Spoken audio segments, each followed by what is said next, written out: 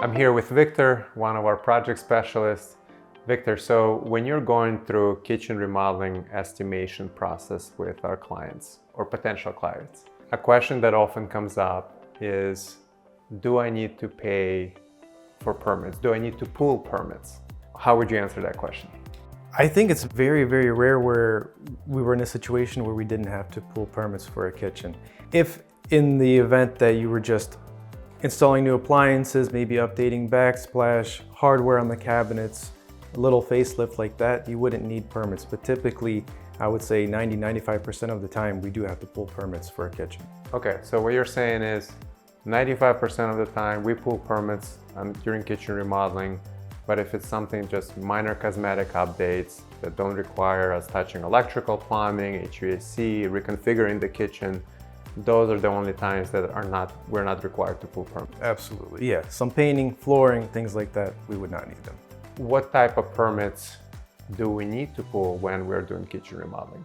So typically, 9 times out of 10, we're looking at general construction permit, we're looking at electrical permit, plumbing, and HVAC sometimes as well. Victor, we know that there are contractors out there that don't pull permits for kitchen, unfortunately. Why is it a good idea for the customers to ensure that the permits are pulled on their project? First of all, it protects the client, it protects us, and it ensures a truly positive experience from start to finish. How so? Well, what happens is that the city, first of all, makes sure that everything is updated, up to code, okay, which protects the client safety-wise as well. You know, throughout the years, codes are changing, technology is changing, certain things didn't work back in the day, now there are much better options. So for example, back in the day there was certain types of electrical panels and wiring that for then it worked, but now it's truly a safety hazard. So those items have to be updated to be code adherent. And now, if we went in just updated without changing those items to make them per code, it could be truly a not safe environment for the client.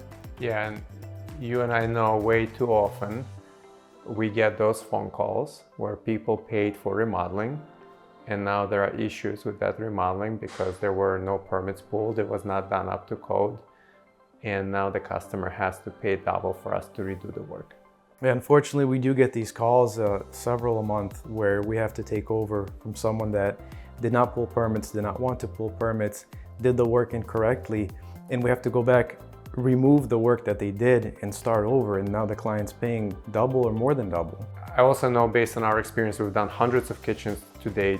People like to reconfigure their kitchens, they like to have an open floor plan into the rest of their house.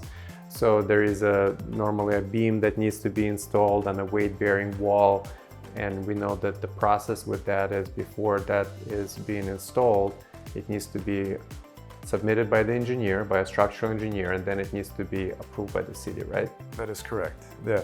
So we really love when the city is involved because they make sure that everything is safe, up to code, and that the client can enjoy their new space without worrying that a wall is going to cave in on them.